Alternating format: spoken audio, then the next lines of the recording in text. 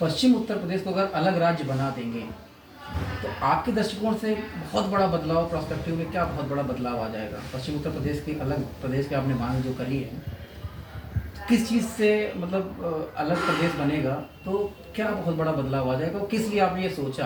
आपने एक मेरी नया मुद्दा आपने सोच लिया है की शुरुआत हुई थी हाईकोर्ट की बेंच से। जी। मुजफ्फरनगर दंगों के बहुत मुकदमे थे और बहुत से मुकदमों में मैं पैरोकारी या पैरवी बोलते हैं करता था। मैंने नज़दीक से देखा है माउथ फीडिंग जो लोगों का होता है जी। बहुत से लोगों ने नहीं देखा होता।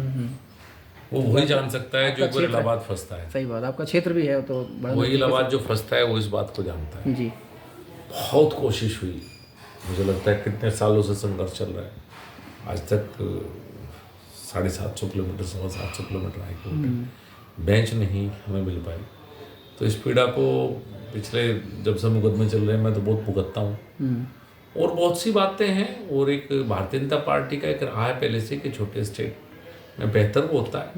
ये एक व्यक्तिगत राय थी, मंत्री की राय नहीं कह सकते, संजीव बालियान की राय थी और उसमें अलग अलग लोगों की अलग अलग प्रतिक्रियाएं आई। सबको अपनी बात रखने का अधिकार है। सांसद के नाते मैंने भी अपनी बात कही थी और ये बात कही गई थी। अब इसमें इससे ज़्यादा तो मैं क्या कहूँ। इस मुद्दे को आगे बढ़ाएंगे क्या? क्योंकि 4 दिसंबर से लोकसभा भी शुरू हो रही है, नया सत्र शुरू होने वाला, शीतकालीन सत्र की शुरुआत हो रही है, आगे बढ़ाएंगे इस मुद्दे को आप?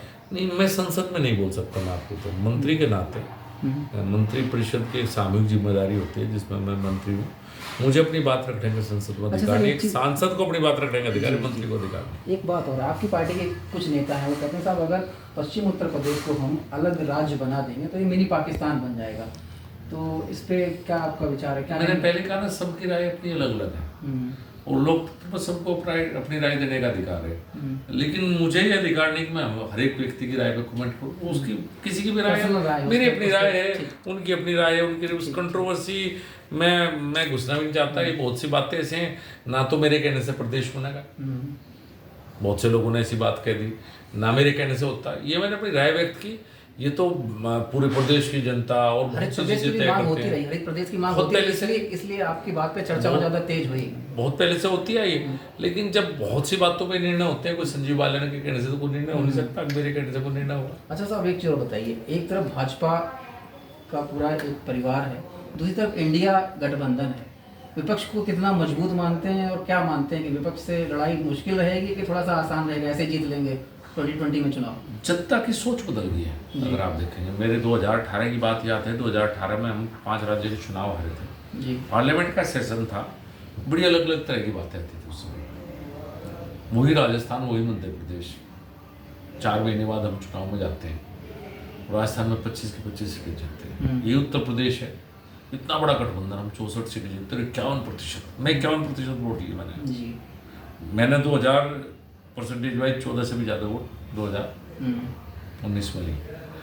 लोग अब सांसद नहीं चुनना चाहते सिर्फ, या लोग सिर्फ विधायक नहीं चुनना चाहते, लोग मुख्यमंत्री और प्रधानमंत्री भी साथ में चुनते हैं। जब वोट डालने जाता है व्यक्ति नहीं सोचता कि सिर्फ सांसद, वो समझता है कि देश को सांसद नहीं चलाता, देश को प्रधानमंत्री चलाता है, प्रदेश को मुख्यमंत्री चलता है।